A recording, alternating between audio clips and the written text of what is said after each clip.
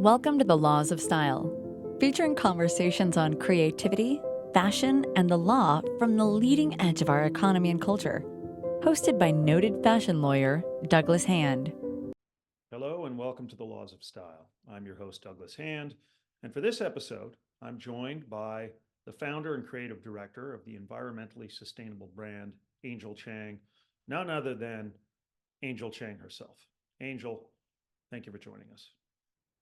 Thank you, Douglas, for having me. Explain to the listeners what drove you to found your brand and explain what it is. Okay. Well, my line, it's called Angel Chang. It's a zero carbon women's wear collection made seed to button entirely by hand without electricity by Indigenous artisans in the mountains of rural China. And it's made without any plastics or chemicals or fossil fuels. It's made just using what's on the land. So, natural plant dyes, heritage organic cotton, and it's hand sewn. Even the labels are made from silk created by silkworms raised in the homes of these villagers. So there's not, even in the thread is cotton, so there's no polyester in it. It's 100% biodegradable, and we're climate neutral certified. So we cover um, our shipping from there to the US with offsets. So that's my line, kind of in a brief summary. And what inspired me. Seed to button, I have to ask. I mean, that's evocative of the whole both life cycle of it, but also how natural it is. Have you considered trademarking that? Seed to button? I don't know. Well, oh, you're a lawyer. So, uh, in business school, the one business school class I did take, it was called Business Plan for PhDs.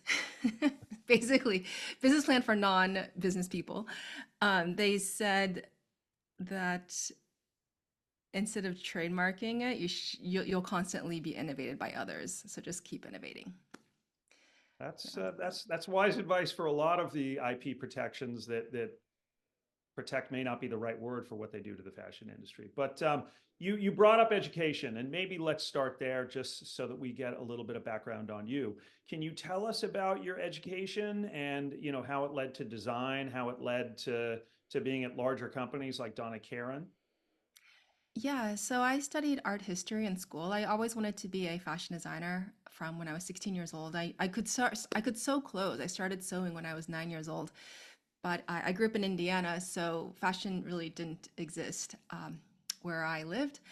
And like opening up the pages of Vogue just felt like a whole nother world. I thought, oh my God, who are these people? Who dresses like that?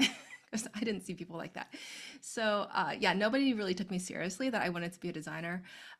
But then I sent a letter to Anna Sui when I was 16. She was my favorite designer at the time. And she said, okay, if you want to be a designer, you have to come to New York and do an internship, get industry experience. So I applied to Barnard College, the women's college up at Columbia in New York City, and I did my undergrad there in art history. And that first, like 2 weeks before school started, I went to Anna Sui's store and she saw me and she remembered the letter and she offered me an internship right there. So I interned with her for like 2 years. And then I took draping, design courses, and illustration courses at Parsons, at FIT, and at St. Martin's in London. Um, my dad was a professor, so he wouldn't let me go to fashion school. He's like, you got to go to a real school. So I studied art history, and then when I graduated, I was accepted into the MA program at Columbia in New York, and I was like, no, I need to take a year off because I still wanted to be a designer, but the course was for those becoming art historians and curators. So I took a year off and I went and did an apprenticeship with Victor and Rolf. Back then, it was just the two of them and an assistant and another apprentice. So it's just the five of us in like this little house, and it was amazing. And then after that, I came back, did my MA course in art history, but then for my thesis, I wrote about the anti-American sentiment. This was after 9/11, so there was a lot of international anti-American sentiment. Those who were protesting against like McDonald's or American soap, like in other countries. But what I realized is that they would be wearing blue jeans, or they just couldn't give up the clothing. They couldn't give up the soft culture of the US. I thought that was very intriguing. And so my MA thesis was about how you had these big three designers at the time, Ralph Lauren, Calvin Klein, and Donna Karan, and how they all marketed this aspect of American lifestyle, like being like American, like cool. Like Donna Karan was about the feminist woman, woman in the corporate office, and then you had Calvin Klein, who was about like youth and independence, and then Ralph Lauren was about this like New England kind of like waspy kind of look that was totally fabricated. Uh, but it was just this ideal of what American culture could be like, and you could wear it. And so, Yeah, yeah. No, and really, the articulation of those archetypes by those big three was really prevalent and still is today, with maybe, Calvin and Donna having fallen off a little bit just since they left their brands. But yeah, yeah. wow, that's I would love to read that. So continue. What was the thesis Well, ultimately? the question about education is really interesting because my undergrad thesis was on Victor and Rolf, and I was studying art criticism and French art criticism or French art philosophy. I don't know, it was like Foucault and Descartes, and uh, applying that to Victor and Rolf's collection. And then they invited me for an apprenticeship. And then with Donna Karan, yeah, before I graduated, I started working there in the design department. So I was on the women's wear design team, assisting the senior creative director, Donna's right hand, doing inspiration, fabric development, creative direction, and also designing accessories and whatever the three main designers were designing, I was a part of. Wow. Wow. Well, so let's flash forward to maybe your aha moment where on a trip into China, you discovered some of the artisans that you currently work with. Can you just unpack, how did that even happen? Was it deliberate, or was it some sort of vacation where you decided, I'm going to get off the grid and I'm going to go visit these places? How did it come about? Yeah, so at Donna Karan, part of my job was inspiring Donna and the design team. Inspiring. It's like basically buying vintage clothing and then using it as inspiration. Every fashion house was doing that then. I probably still do it now. But in my mind, I thought, okay, if we're taking inspiration from like a World War II bomber jacket, then we're designing for that lifestyle from that period. It's not modern today. So in 2007, 2008, I started my own line. Um, my line, which was still Angel Chang, and it was taking innovative fabrics and smart materials that were being developed at MIT Media Lab, um, and in the Army, and then incorporating those into fashion. So it was like jackets that were self-heating Okay.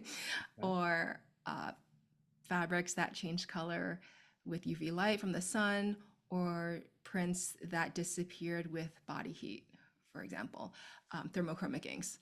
So after a couple years of that, then the recession hit, and I realized, oh my gosh, if I really want to design for the future, I have to learn how things were designed in the past, and not like World War II, but like in the like way, way, way past. So when I went to China, usually there are these everywhere I go around the world. Like I'm always at a museum with a sketchbook, looking at the traditional costumes. So it's just part of what like a designer does for inspiration and research. But this particular time, I was in Shanghai, and I saw all of these traditional costumes from all these ethnic minorities across the country. And what was different this time was that they had the year that it was made, and the ones that I loved were made in the 1990s.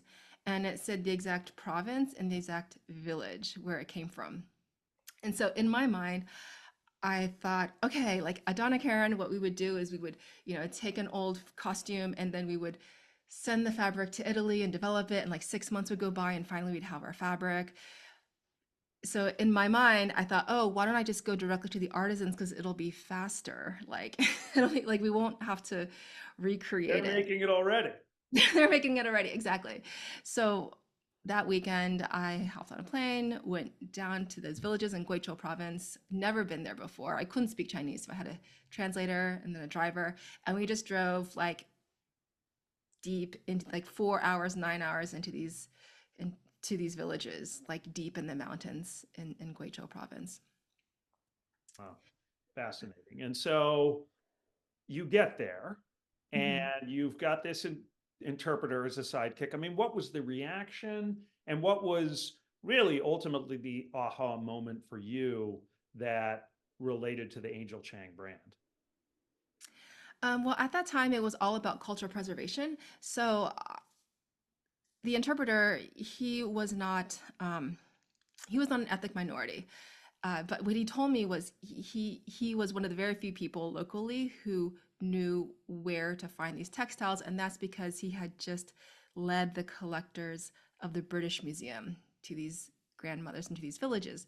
And he said, these fabrics, they're buying up the fabrics, and you should do the same too, because these fabrics are going to disappear in the next 5 to 10 years because the younger generation isn't continuing the craft. And I thought that was really sad. Well, first I thought it was really sad, and then the second was, as a designer, like I thought, why can't we find a way to keep it going? And he said, well, no matter how much you pay the younger people here, they don't want to weave the fabric. They want to move to the big cities or become migrant workers in those big factories so that they can send money home. And this is, they want to assimilate into the dominant culture because they think theirs is not as sophisticated, and this is just the eroding of their traditional culture. So I thought that was really sad. But every year or every 6 months, like I would like go back and go deep into these villages, and it took me 2 years before I could finally speak Chinese like fluently. And so on my first trip that I went alone without a driver, without an interpreter, translator, I asked this teenage girl, she was like 15 or 16, and her grandmother had pulled out all this fabric that she hadn't shown anyone in like 20 years. And her grandkids like looking at it like all intrigued, and they're like, well, why do you want to see it? And I asked the girl, look, if I paid you money to learn how to weave this, would you do it? And she's like, yeah, of course. Like, I'll open up a workshop and I'll make fabric from you. So it was the complete opposite of what the translator had told me. And I only got this by speaking directly with the villagers in their native tongue. Wow. Wow. Well, and that problem is not just in China. It's certainly here in the United States. It's you speak to any Italian craftsperson or French craftsperson, and they would say the same thing, that the youth is really kind of turning its back on those traditional ways of making, whether it is shoes or accessories or fabric. And certainly it left the US's shores a couple of generations ago, and there are very few facilities that make anything. I think denim is one of the few things that is still made here in the U.S. and not in the same sort of seed to gene fashion that your brand espouses. So how did that lead to so amazing? You're there. You're actually engaging with a local artisan, not only the artisan, but the artisan's daughter or granddaughter. And how did that become a business? And how do you deal with the realities of that being a difficult business to manage? Because unlike being able to place an order with a factory, in Bangladesh or in Turkey or Peru, you're dealing with less sophisticated party, and candidly a party that may have other things going on where they're just not going to get to it that week. Yeah, mm, their my priority I was not their priority, that's for sure. Their priority is farming. For them, like when they go to work in the morning, they're going out to the rice fields and they're growing their food because they need that to survive. And then they come back and they put it in these like wooden houses, and that's like their bank deposit, right? So they put their rice and grain in there. So it was a totally different way of life. I'd been working in the industry for so long. First at Donna Karan, and then I was at Chloe, at C by Chloe in Paris, and then briefly at Lululemon in Vancouver. And so, I was used to getting fabrics any quantity, any time of year, and any color that I wanted.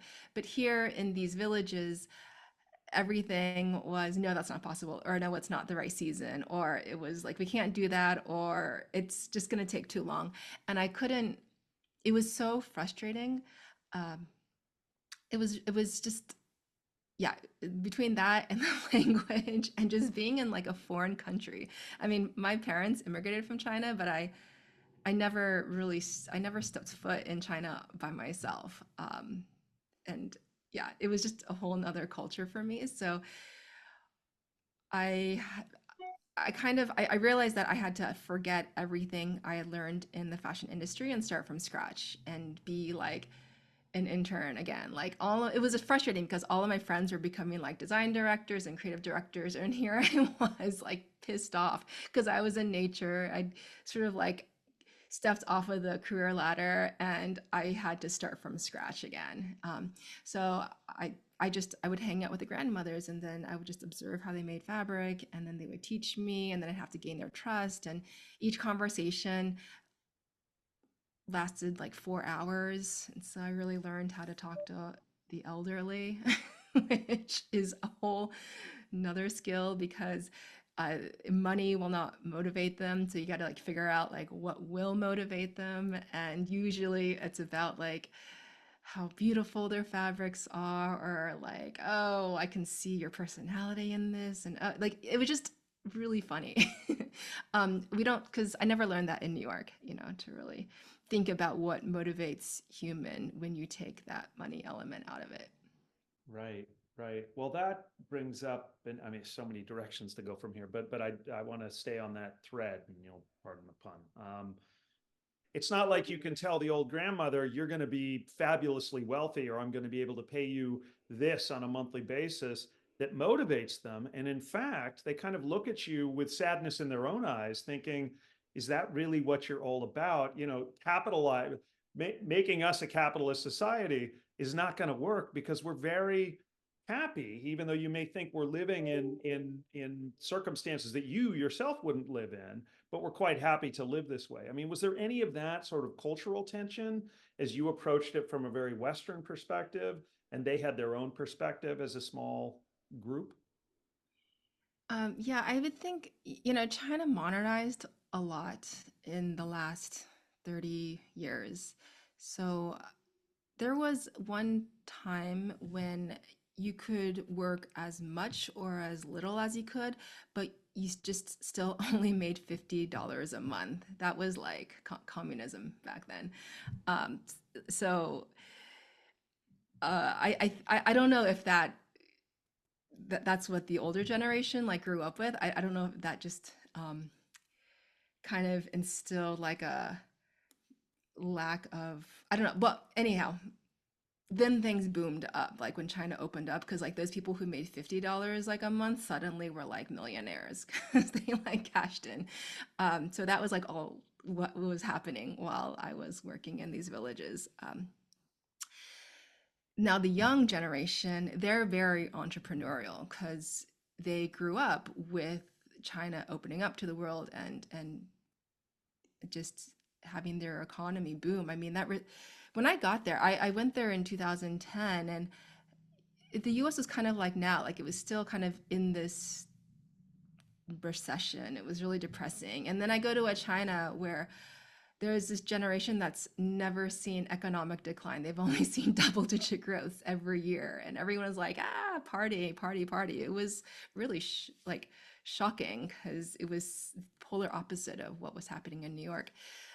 So I would say the young generation, they are motivated by money because that's why they were leaving the villages because there are no jobs in the villages. They have to go to the factories on the coast, like in Shenzhen and Guangdong, and they stay there like for 1 year and they leave their kids behind. So they send money back and then their grandparents take care of the kids. And so you had this huge problem of 60 million kids being left behind in the Chinese villages across China.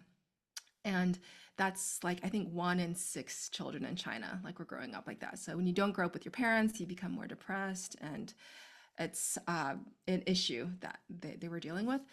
And so the young, they leave. The old ones, they are not motivated because they can make everything they need to survive, right? There's kind of like a confidence. It's interesting because when I was there, it's like it's kind of like a certainty and confidence that like a farmer has when they walk down the street with their like water buffalo or with their like bushel of whatever. And they're just that just must be what it feels like to like walk on land that like you know how to work with, that your ancestors like grew up on. I think in the US like we don't feel that, right? Because we're such a new country.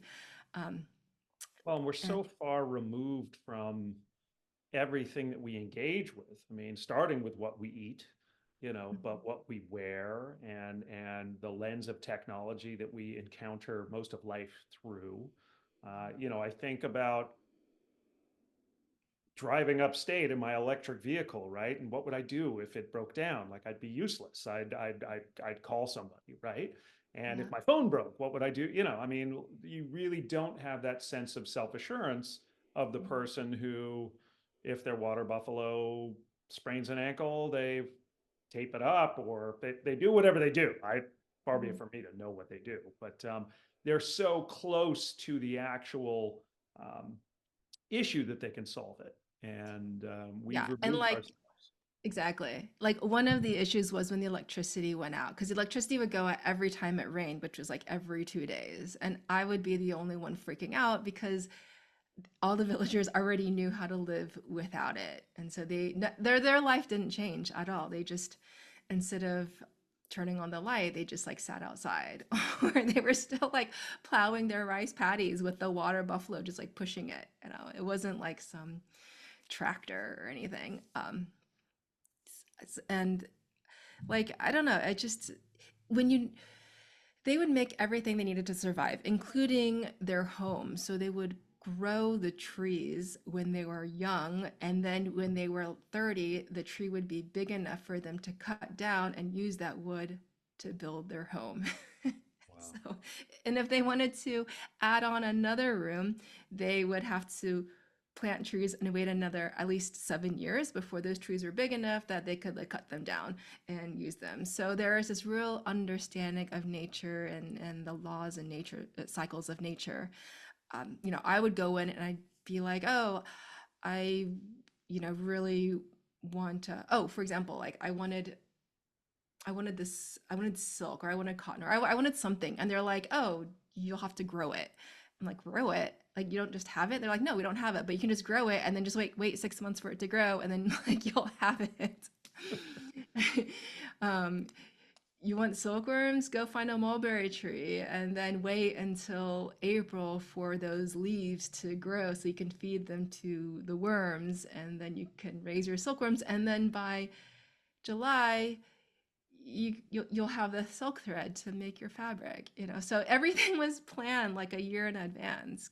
They just and if they hadn't grown it like or grown it 6 months ago, you just didn't have it. And there was this acceptance that we didn't grow it, we just don't have it, so you can't make it. That's it. It Yeah. wasn't like, oh, let's go online and find where in the world we can find it and have it shipped overnight. It wasn't any of that. It would have taken like 3 weeks to ship anything, even like a box of pencils. So you really had to rely on your knowledge of the land and what you could make out of it.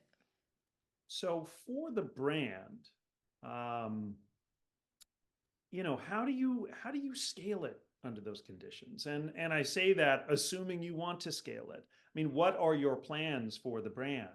Is it as far flung as I'm scaling it so that we can go public someday, or it works now and it works when, when the crops are good and I get enough product that I can make product from, but in years that it won't, maybe I'll skip a season. How do you balance the sort of old ways and their lack of alignment with current consumers who want now, want on sale, want it fast?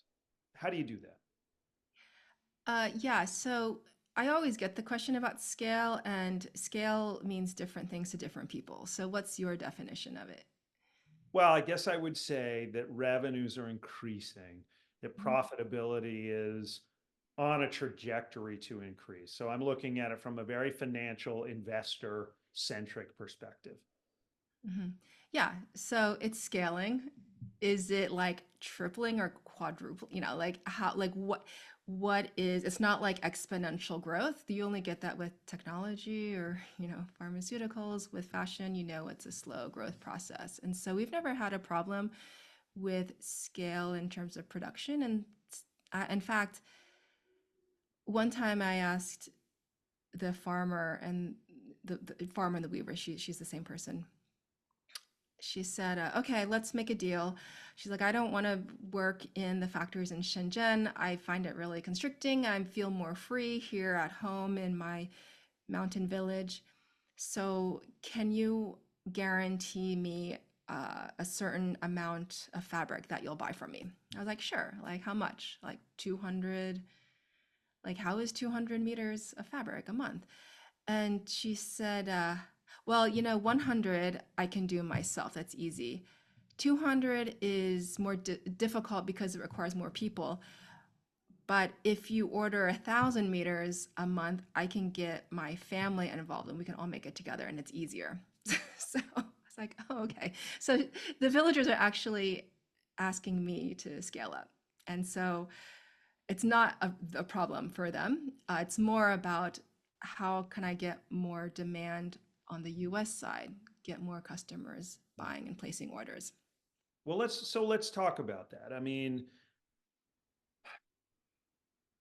fashion industry and particularly apparel production, the second most wasteful industry on the planet, only to oil and gas. I mean, the global consumer of fashion products has a thirst for now, new, fast fashion, lots of turnover, and the way in which these things are manufactured is somewhat unholy in terms of what workers are paid and even the materials that are used, because they are often not natural, or if they're natural, the way in which pesticides and other elements were used in raising them is problematic from an environmental perspective. So you sit at a wonderful juncture of being able to say, look, this is natural cotton.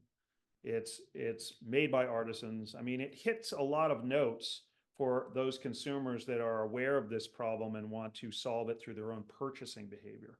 So how do you get that out there? How do I get my collection out there? And Well, in and I guess the word out there, but the fact that your collection is in fact, I mean, look, I could probably point to 3 posts by Zara or H&M espousing, their environmental stewardship, and you and I both know that 98% of their line has none of that. But they'll point to one or two things. 100% of your line Mhm. is that. And there's a genuineness to that, which is rare in the industry. So, how do you get that word out?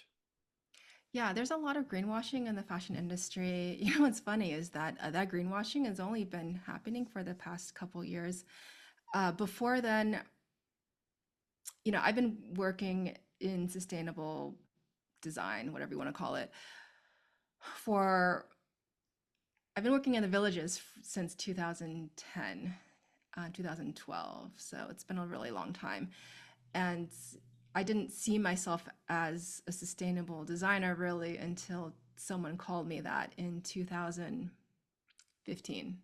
Okay, now we're like 9 years later. But then I couldn't share my vision or my story about sustainability, working with nature, blah, blah, blah. I couldn't talk about climate change in my, as it relates to my brand, because it scared people away. And that was in 2019, the year before the pandemic started. And I remember that because my PR person was like, oh, like tone down the climate stuff. You're going to scare people away. And some people don't believe in it. And I was like, no, it's really important. And so, but then, I kind of focused on the beauty of the fabrics, like pretty model. And then, oh, you discover it's all natural and it's zero carbon, whatever. Fast forward, oh, just like a year later during the pandemic, suddenly people were so concerned and about or so aware of climate change, and they were experiencing all this extreme weather that was a result of it. And suddenly, yeah, the dialogue just blew up. And it was quite liberating because I felt like I didn't have to lie to people anymore about my motivations. I could just totally be honest. And, there are now all of these climate activists online who are also, targeting these brands and educating people about what is sustainability, what is greenwashing, da da da da da. So you didn't have that awareness just a few years ago. So I feel like I don't need to educate people as much as I was trying to before, and I can focus more on the design because now there's a whole community that is working to bring awareness. And so it sounds like, from a demand side, you're optimistic about the future, and you feel that from your position of strength on this issue relative to virtually every other brand out there, that consumers are hearing it, or do you still feel that greenwashing creates so much noise that it is confusing to the average consumer? Well, it's definitely confusing, but then if you like, okay, I was a Remake Fellow this past year. Remake is this nonprofit organization that raises awareness about sustainability and garment labor practices in the fashion industry. And like it's there are all of these women who are also Remake ambassadors, and they are all online, and they're just like posting about Zara did this and Nike did this and get Levi's to change this, and they're just like posting, reposting, and it's just the amount of awareness for like Gen Z is insane. Even my 13-year-old niece knows not to buy Shein. And so, yeah, there's huge progress in that. And I think the truth comes out. Truth comes out. I know. Well, yes. I mean, I certainly hope so. Apropos of that, so obviously there are certain certifications that one can obtain, and probably the most powerful, I think, to U.S. consumers is B Lab's B Corp certification. Um, that being said, it's a real heavy lift for a small organization to go through that process, which is largely ESG based. Getting a certain score based on legitimate and quantifiable answers that are documented that a business can provide. Have you ever thought about obtaining B Lab certification, or as I sort of explained it, and maybe you've experienced it, it's just such a Megillah to apply and fill it out that you're kind of like, look, consumers know, and I happen to be one of those that that has a brand that doesn't need to have an outside nonprofit certifying my practices. Yeah, B Corp, 5 years ago, I was interested in B Corp, and there were zero fashion companies that were B Corp certified.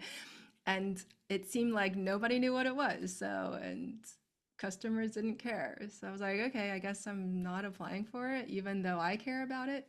And then now I have the reminders, email reminders every month being like, you have to fill in your application. But it's just, I don't know. I haven't done B Corp because I don't have people asking me for it, Yeah. I guess. The clients who wear my clothes, they're luxury consumers. So most of them are older than 40s, 50s, 60s, and just because of the price point. And they care about the story. They love knowing the artisan's name, and they love how it feels on their body, and that's what they value. They're not, no client has ever asked me, are you B Corp certified? Like, Well, that's a great point from the front lines. that said, Pat, I am yeah, climate neutral certified. And the reason for that is because in the beginning, I was telling journalists about my design process, and they kept, trying to find holes. Like, whoa, so it's zero carbon at the location, but what about flying it from right. China to the US? And so I got the climate neutral certification so that I can offset my carbon emissions for the whole operation, including my office in the US, and all of the shipping and all that. And so then those offsets every year we can choose where it goes. And so I happen to choose the Amazon this year.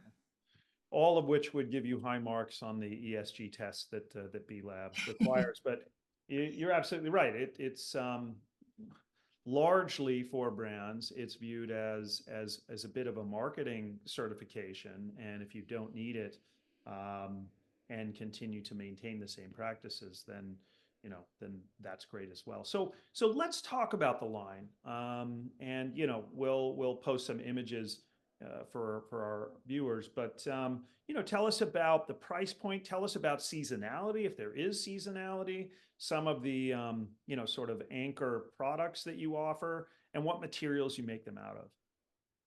Okay. So I spent, let's see here.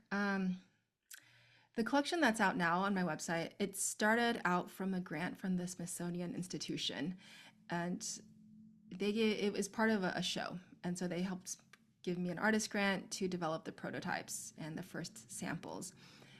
And that's my initial motive was to create clothing like it had been made hundreds of years ago before the invention of electricity. So we followed traditional craftsmanship exactly as their ancestors had done, like no shortcuts, no chemical dyes, nothing like that. So not even like metal buttons or plastic buttons or no zippers. And at the end of that journey, after a few months, we had our prototypes done, and I realized that we had made everything in a 30-mile radius without electricity, without any chemicals. At a point, we didn't even have running water, so it was just fresh mountain water that was trickling down. And it was all plant dyes. We made it with a zero carbon footprint. And I was really surprised and shocked because, there was all this talk about there was some talk about sustainability, and I'd been designing in the fashion industry for so long, but how is it that I never knew that clothing was always made in a sustainable way historically? Mm-hmm. Like, why was that such a huge surprise to me? And then I realized it's because we've lost that knowledge in the past 100, 200 years since the Industrial Revolution. And it's since the Industrial Revolution when the fashion industry was created, and fashion, as we know it today, sartorial fashion, has always been made in a polluting way that's harmful for garment workers. It's inherently like that. It's just like built on that system, right? First it was like cotton, what is it? This would like open up a whole can of worms, because it's like slavery in the American South, growing cotton for the British textile mills, like that thing. And then you go to children who are working in factories. So then in England, they had to like ban child labor, but then you had women in there working instead. And then, there were all of these poor working conditions there. Then then you had chemical dyes were invented at that time too, in the late 19th century. Anyway, so you just add all of it together and you see that it's not just about changing one thing, it's about changing the entire system, the entire foundation that this fashion industry has been built up on. However, if you look at the way traditional clothing was made, if you ever go into a museum and you look at the ethnic costumes, you will see those are all made from natural dyes, and they were all made by hand from natural materials and plants. And those were made all, like you could say, they were all zero carbon, they're all sustainable. So I forgot your question earlier before I went on this tangent.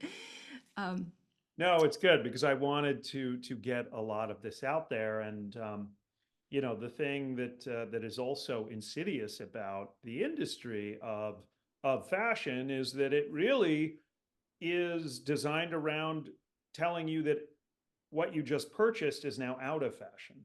So, you have all of the negative elements of production, but then you also have them speeding up rapidly and creating waste because what is made, as soon as it's sold 3 months later, it's the next season, and you're trying to sell the consumer something else entirely. And Yeah. basically, Mm. convincing them that what they bought is obsolete, not because it doesn't function, not because it doesn't still wear, not because it has a hole in it, but because it's out of fashion, which is such a mind fuck, really, when you get right Yeah. down to it. Yeah, it's planned obsolescence, and those trends are artificial, right? And in nature, nature isn't saying, "Oh, every um, 3 weeks you need like a new shirt or a new color." Like, no, it's marketed to you so that you feel insecure that you don't have that. You want to have the aspirational life that you see in the ad, and you want to live that person, be that person, and you can be that person by buying this brand's handbag or perfume or whatever. Uh, but then, yeah, then 3 months later, you realize, oh, it's out of fashion. Now you have to get this thing and that thing. And I don't know, people say, oh, brands shouldn't do this, but I think we also need to,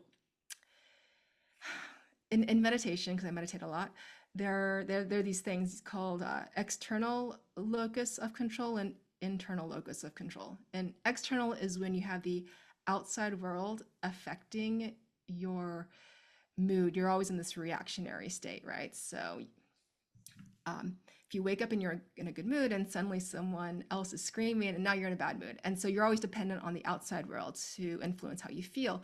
Whereas we need to develop our internal locus of control, which is we have to, um, always be in like this happy, positive state that we're in, or just like build it and strengthen it so that we can go out into the world and not have these other forces affect us. These other outside forces, meaning like the news, which is always like about some catastrophe. So like bad news, bad media, negative people, negative things, this chaos, whatever that's happening on the streets or in the world, that are not related to what we're doing right now. So yeah, we brands are, yeah, they're marketing stuff. They're just trying to make money, but also we need to build the strength of the public and the consumers to avoid that. So could be like, don't read fashion magazines or like limit your time on your phone or um, someone at Facebook told me to turn my screen black and white so it would keep me from looking at my phone. That helps a lot. We need to build up those skills so we have more internal control. Well, to be provocative, I mean, I know my answer to this, but I'm interested in yours. How do you respond to the claims from some that sustainable fashion is something most consumers can't afford, and that in effect it's a snobbery, and it's classist to blame someone for buying something from Shein or from H&M to be in fashion, and they'd love to have one of your garments or a Stella McCartney garment, but they simply can't afford them. Hmm. Yeah, so that's an interesting question because my clothes aren't for everyone. It's positioned for a luxury consumer who is at a specific income level because she can buy it and wear it, and it's at the same price point as the other brands that she finds in her closet, like Laura Piana or Gabriella Hearst or Brunello Cucinelli, like that's what she wears. So I designed it to fit that price point. And it links with how I'm able to pay the artisans, how much um, I'm able to pay the artisans properly and make the clothing entirely by hand. So there are no shortcuts in the costing. It just follows like normal fashion costing, and then this is the client who buys it, right? So by definition, luxury is that like not everyone has it, right? It's just like more rare, and it's the rarity that makes it attractive for people. Now, the thing about democratizing fashion and fast fashion is, yeah, like maybe in the beginning, fast fashion like did it allowed people to buy clothes at a certain price point when they couldn't afford it. But what's happening now is that Americans are buying, what's the number? I think 68 pieces of clothing per year, which is 3 times as much clothing as our grandparents had. And we throw most of it away. So we're consuming too much. We're not wearing it, and it's ending up in landfills like in Ghana. So uh, like it can't even be sold in those secondary markets because the quality is so bad. Um, Do you think it's because our fundamental relationship with clothes has changed?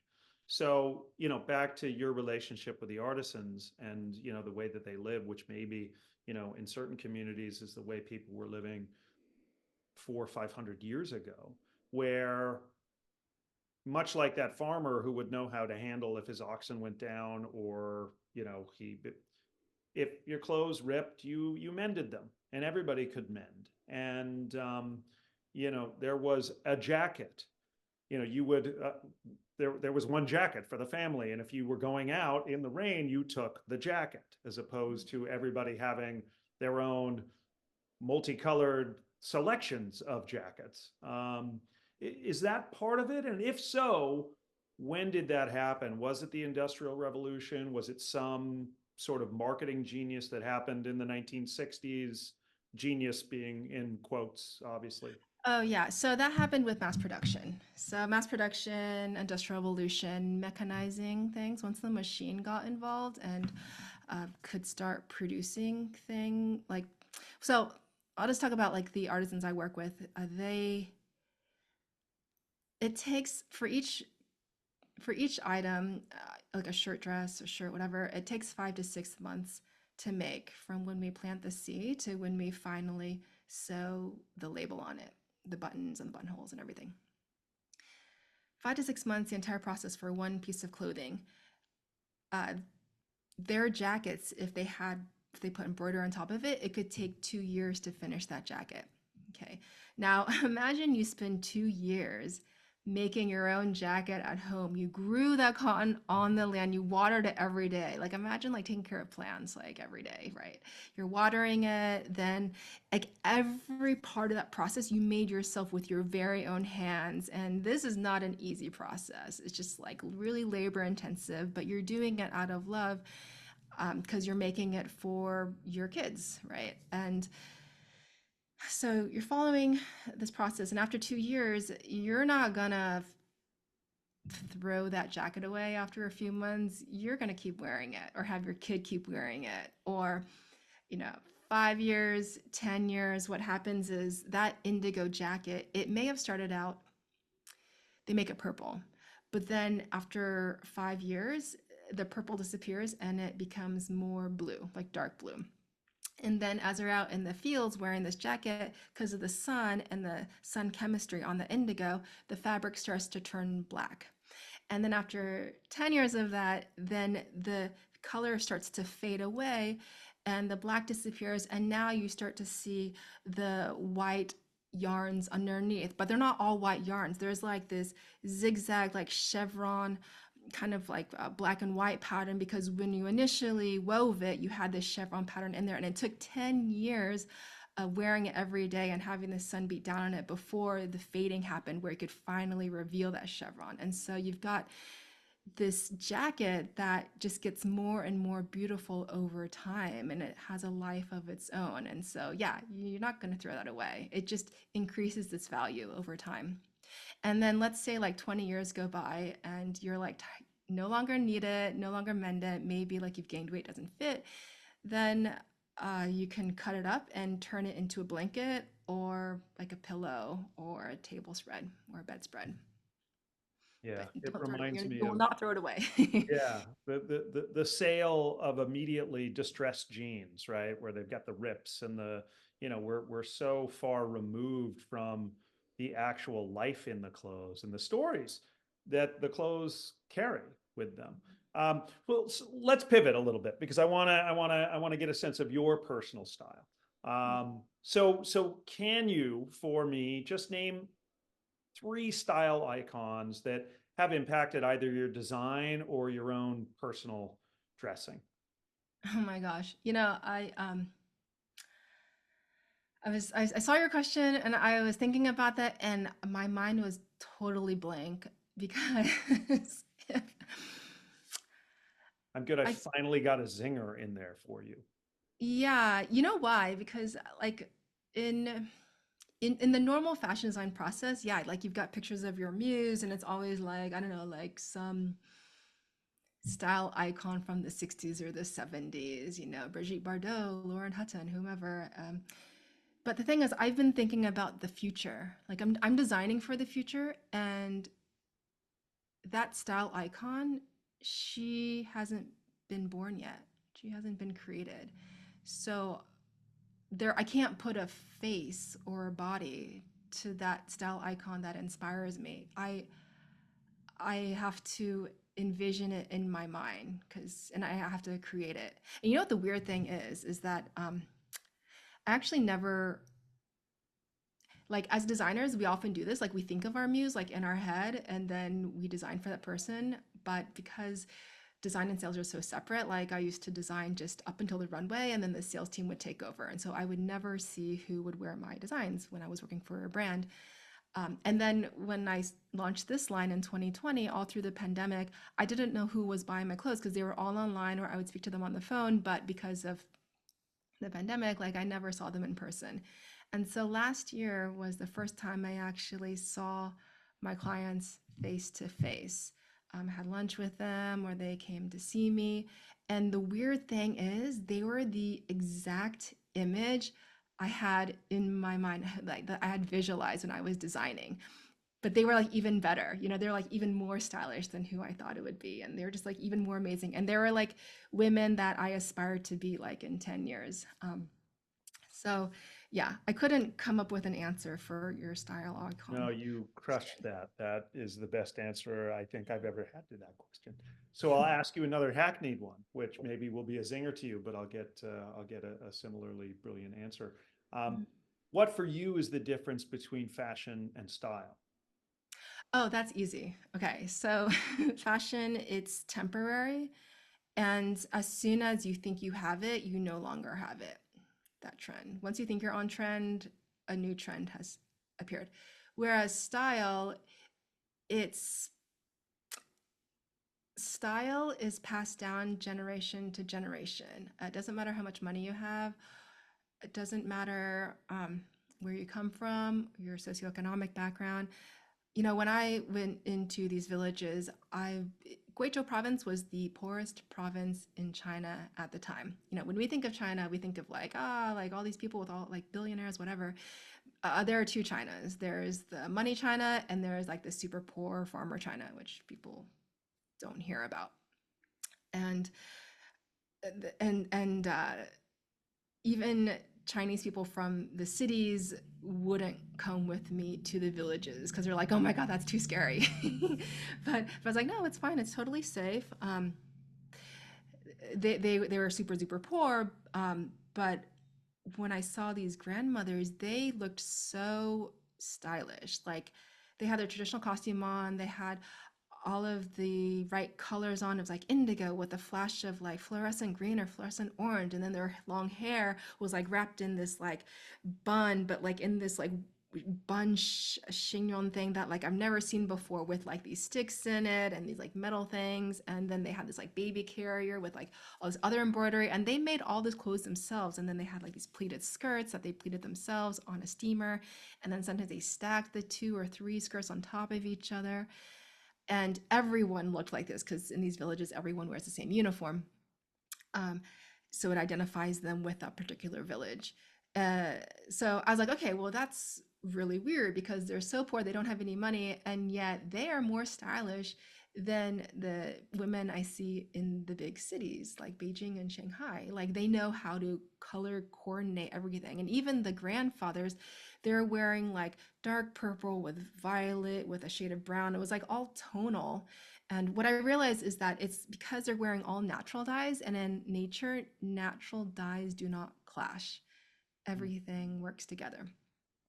Wow. Then I went up to the Tibetan Plateau up in the northwest of China in Gansu, and I worked with a workshop and these Tibetans who are like yak herders to do some a training program and design some sweaters and knits. And the same thing there, they were the poorest group of Tibetans in this region, yet they looked so amazing. Like they had like this long braided hair, and they had like their traditional jackets with these long robes, and then this like beautiful orange coral looking jewelry and turquoise. And it was just insane. And so I asked someone, how is it that they have so much style? And they told me that's indigenous knowledge, right? It's just like knowledge that's passed down from the elders to the younger people on how to dress and how to look at colors and how to look at things aesthetically. And so style is that. It doesn't matter how much money you have. It's a skill set that you develop with your eyes and your culture. Well, unisex fashion or gender fluid fashion. I mean, you've described your customer as your muse and your woman. I guess I wonder, do you think in the future there would be menswear? And if so, would it be menswear or would it be simply men and women picking and choosing from your garments because they have no gender expression to them? Yeah. Well, I call myself a women's wear designer because that was the training I received. So in the industry, you choose women's track or men's track or knitwear or accessories. So I I don't know how to design for men. Um, I don't know what men want. I know I know men only wear 3 shirts, like either the button down or the t-shirt or the polo shirt. I know that. And then there are variations of all those, but I wouldn't know like the fit, like what is comfortable, like how much to take in or out at the shoulders, the sleeves. Like I don't know those numbers and those measurements. Whereas for women, like I do, because it's been ingrained in me. Now, my collection has a lot of male clients. That's what's really funny because um, I yeah, like they'll buy the shirt, or they'll buy the pants, and it just look well. I would say this, okay. So I had these pants that were traditional men's pants in the villages, and then I changed the waistband so they sat a little higher so that women could wear them. And then suddenly, here when I did my pop-ups last year, like in Palm Beach and the Hamptons, these men would try it on, and they're like, "Oh, these are awesome." And so then they started buying them, then posting them on Instagram, and then their friends bought them. Um, and then these men were like, "Oh, we love your story so much. Do you have anything else for men?" And I was like, "Well, I do have this one shirt, but it's a secret because I don't know how it will fit on guys." And so it's like a secret link. I give them the website link, and then they bought it, and then they buy it for like their friends, and yeah. So like I have this male following, and but it's women's, well, it's women's clothing. Yeah, Oh, no, no, I get. Look, there is a physical reality to most dimensions. I mean, obviously, everybody's shaped differently, but um, the male body and the female body do have, some commonalities within their own gender. But and the industry kind of girds you to one or the other, although that's an evolving thing. Um, well, Angel, this has been really wonderful. We're out of time, but I really thank you for coming on and speaking to our listeners, and really appreciate the work that you're doing. So with that, I will see you next time. All right. Thank you so much, Douglas. It was great chatting with you. All Thanks right. a lot for the interview. Bye now. Have a great day. Bye. You've been listening to The Laws of Style with Douglas Hand. For more information, go to our website at www.hballp.com. And you can also follow us on Instagram and Twitter at Hand of the Law. Thank you for tuning in, and stay stylish.